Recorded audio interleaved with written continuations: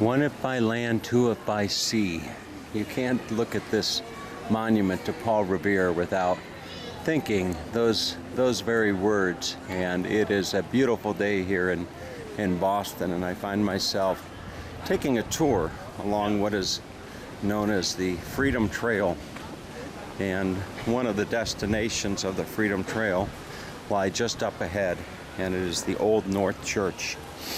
And it was the steeple of the Old North Church where Paul Revere and two other riders were to look for a signal if the British were coming by land or by sea. And as that evening unfolded, it were two lanterns that were in the steeple. So the book that I have goes on to read that the steeple of the Old North Church, towering heavenward over the north end, is perhaps Boston's most famous landmark. Here on the night of April 18, 1775, the signal lanterns of Paul Revere shone to warn the country of the British troops' march. So I'm going to go through and hopefully be able to take you inside the Old North Church for a tour.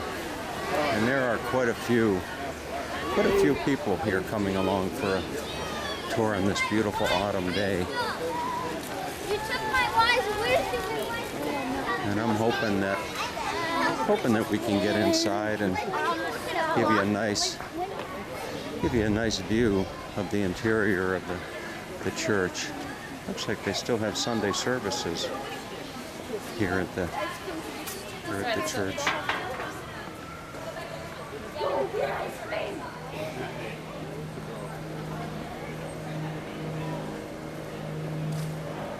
This would be the rear of the church here.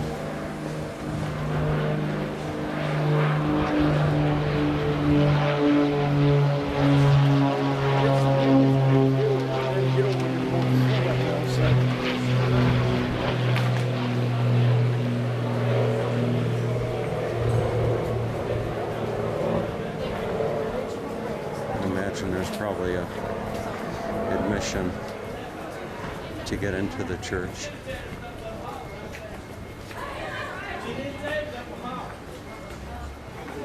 I'm going to walk along to the front of the church before getting in the queue.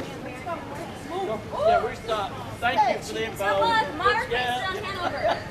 Give you a view of the front of the church. Yes, thank you. Christ Church, 1723 is what it says. I'd imagine that I'd probably have to come up the street just a little bit to be able to see the actual steeple. There's the steeple.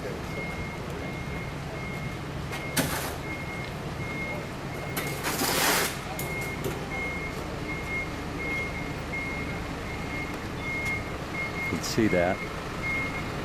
The signal lanterns of Paul Revere displayed in the steeple of this church, April 18, 1775, warned the country of the march of the British troops to Lexington and Concord. So there you have it. There's the steeple. So we'll see if we can't go inside and give you a tour of the inside of this historic landmark in U.S. history.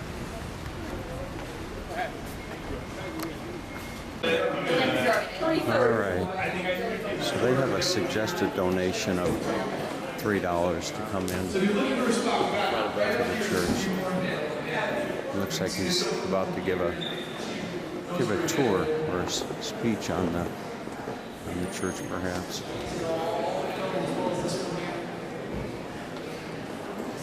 You can see the pews. I'm gonna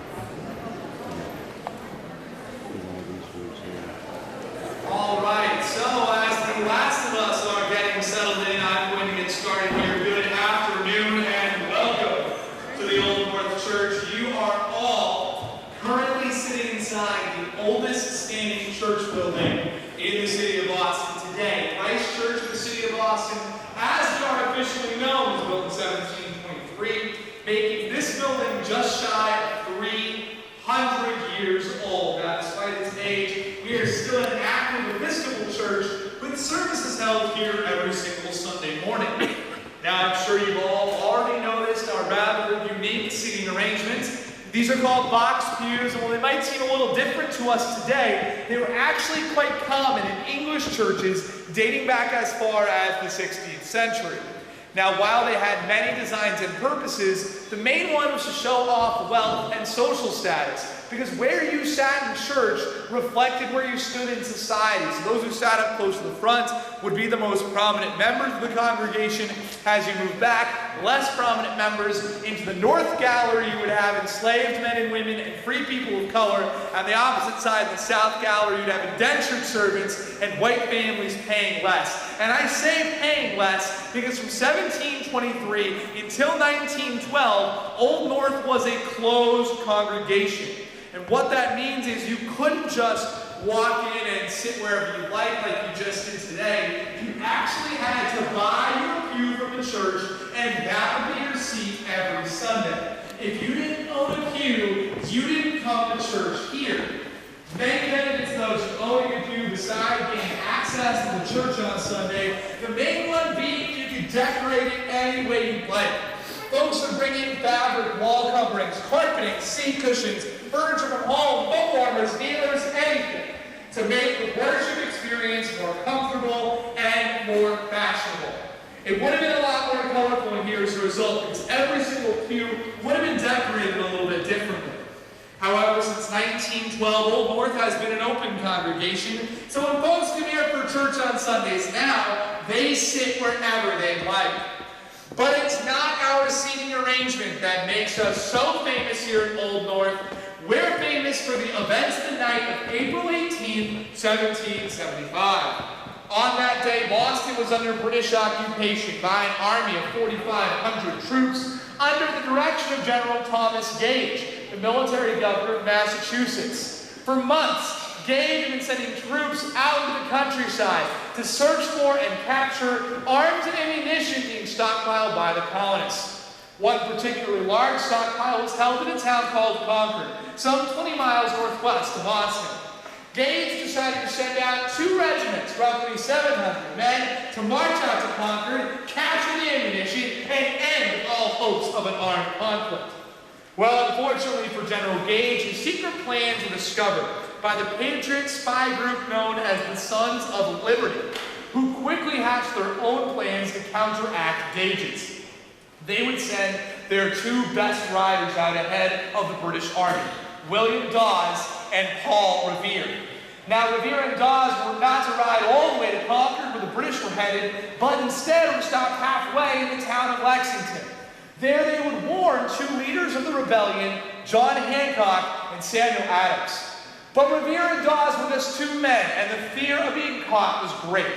With military occupation came a military-imposed curfew, which restricted when people could leave their homes. So Revere devised a backup plan to make sure his message would leave Boston, even if he physically couldn't.